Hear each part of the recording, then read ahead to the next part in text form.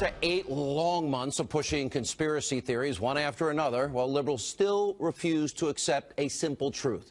There's not one shred of evidence, none, showing collusion between President Trump and the Russians. None, zero zip. Now, instead, the only thing that they can focus on is the FBI director saying that he has not seen evidence to support President Trump's tweets about wiretapping. Now, here's the same hypocritical media that used the words wiretapping in their own reporting. Remember this headline from the New York Times, January 20th? Quote, wiretap data used in inquiry of Trump aides. Oh, the New York Times? Are they going to apologize? Now, while the Democrats feign moral outrage, they are missing the real scandal here. Laws, in fact, were broken. Starting back in January, we have seen the repeated leaking of classified information meant to inflict damage on President Trump and his entire administration. Now, every one of these are criminal acts, felonies that are being committed. That does not seem to bother the Democrats in any way, shape, manner, or form. And the intelligence community, well, they don't seem to have an answer as to why it's happening and how they're going to stop it from continuing. Take a look at this back and forth between Congressman Trey Gowdy and the FBI Director Comey about these leaks. Watch this. I thought it was against the law to disseminate classified information. Is it? Oh, yes, sure. It's a serious crime. Is there an exception in the law for current or former U.S. officials who request anonymity? To release classified information? Yes, sir. No. Comey admitted it is illegal to leak classified intelligence, so why hasn't he found the person or the people responsible? And why, after all these months, can't the FBI give us an answer? Now, Trey Gowdy also asked specifically if there was an investigation into General Flynn's case. That was a felony for sure. Watch this. We're a month and a half or 2 months into something that you and I agree is incredibly important and also happens to be a felony. So I'm just simply asking you to assure the American people, you've already assured them you take it really seriously. Can you assure them that it is going to be investigated? I can't, but I hope people watching know how seriously we take leaks of classified information, but I don't want to confirm it by saying that we're investigating it. And I'm sorry I have to draw that line. I just think that's the right way to be. Oh, the right way to be? The FBI doesn't comment on potential ongoing investigations? Well, the problem is today, Comey, well, he commented on an ongoing investigation into potential Russian influence in the election. Now, the FBI director cannot have it both ways here. Now, right now, there are so many questions, no definitive answers, and it has allowed the alt-radical destroy Trump media to run wild with paranoid conspiracies. The only crime we know for a fact that was committed, the only one, was the leaking of Lieutenant General Michael Flynn's name to the media. House Intel Committee Chair Devin Nunes, he said this exact thing earlier today. Take a look. Do we believe there was any specific, well, do we know of anybody else other than Mike Flynn who was swept up in this? Well, you're right to point that out, because the one crime we know that's been committed is that one. The leaking of someone's name through the FISA system. That is a crime that's been committed. Felony up to 5 years in jail, maybe longer. Now, Senator Rand Paul's also speaking out about the law being broken in the case of Lieutenant General Flynn. Here's what he said. I think that we know one thing for sure, that the Obama administration did spy on Flynn. Now, whether it was direct or indirect, somebody was reading and taking a transcript of his phone calls, and then they released it. It is very, very important that whoever released that go to jail, because you cannot have members of the intelligence community listening to the most private and highly classified information and then releasing that to the New York Times. Now, aside from the political stunts and the feigned moral outrage and selective moral outrage from the Democrats at today's hearing, what else did we learn? Well, pretty much what Circa News reporters Sarah Carter and John Solomon have been telling us for the past 2 weeks right here on this show. That's right, that national security and intelligence agencies have, in fact, been investigating Russian attempts to influence the election. This is not new. We've been talking about it for 2 straight weeks. As Obama's own Director of National Intelligence, James Clapper, said, Russian meddling didn't have an impact on vote tallies. Watch this. First, we cannot say they did not change any vote tallies or anything of that sort. Yeah, I'm just talking we have no way of gauging the impact that certainly the intelligence community can't gauge the impact it had on choices the electorate made. No impact on vote tallies. Also today, the FBI director and Admiral Rogers testifying both said that Russia did not influence the vote tallies in key swing states: Wisconsin, Michigan, Pennsylvania, Ohio, North Carolina, Florida. This is them today.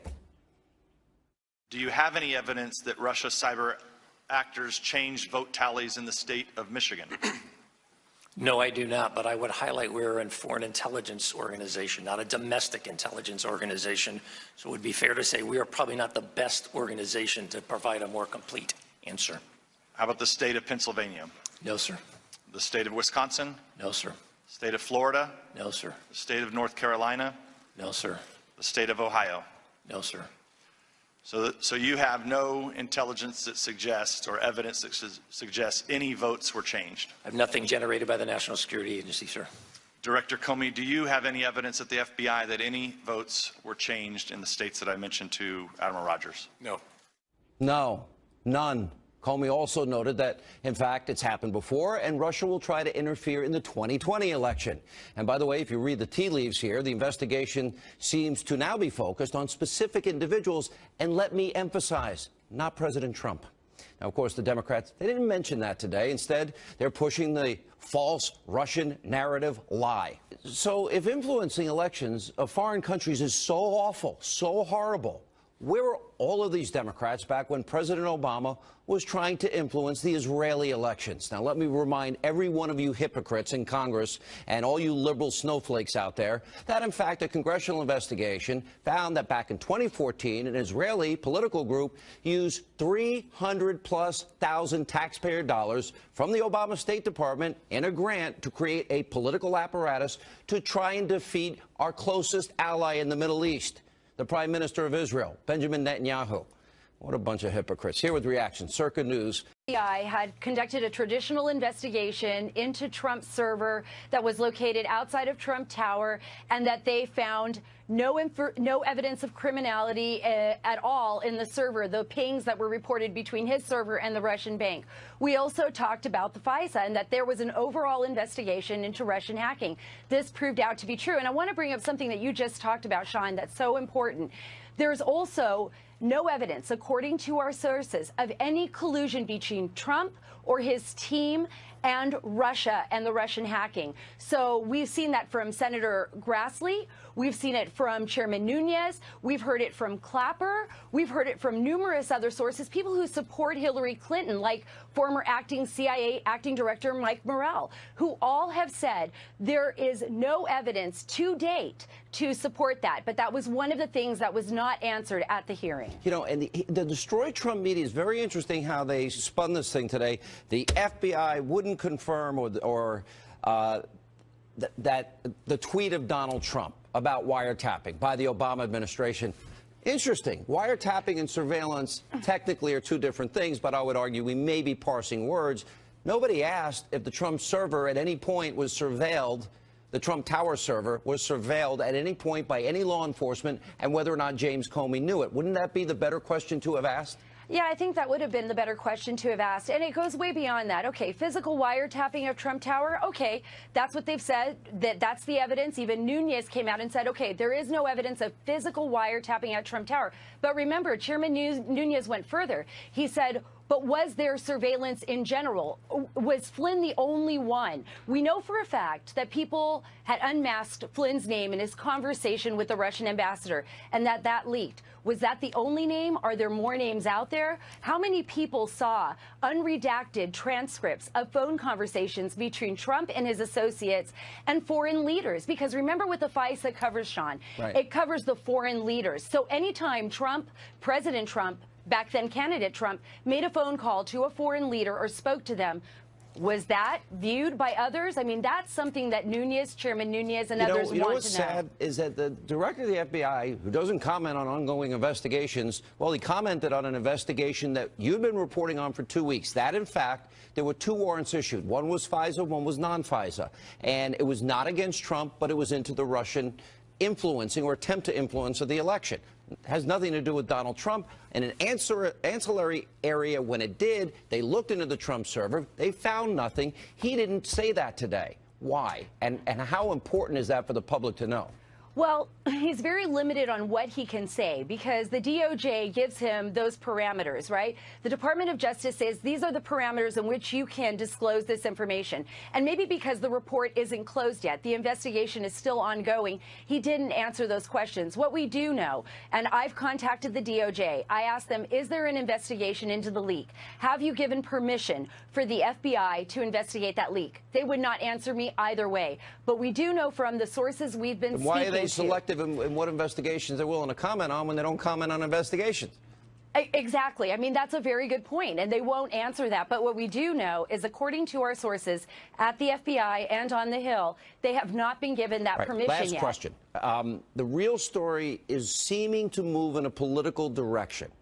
Where are we in terms of that? Well, we are continuing to investigate that. I mean, I think the biggest question here is, was intelligence politicized? How was it politicized? And when we're looking at the FISA, what are our rights? Is it possible top intelligence people, Trey Gowdy went through the list of people that would have had access to this information, especially after Executive Order 12333 was expanded to 16 other agencies, naming specific names. Now, Trey Gowdy's never lost a case as a prosecutor. I assume he was setting the table for future investigations and questions that would directly relate to who knew what when. Yeah. Of the names that he listed. True or false? He mentioned, true. I mean, he mentioned Susan Rice. He mentioned Ben Rhodes. He mentioned Director Brennan. I mean, there is a list of people. And there could be a top intelligence leak, and that is the issue, and that's the felony we know that was committed. Right? That's correct. That is correct. But whether it's investigated, we just don't know if it's going to go that far. All right. Great work, Sarah. We'll continue. We've been way ahead of the curve. We've been telling people for 2 weeks. They're not listening yet. Thanks for being with us.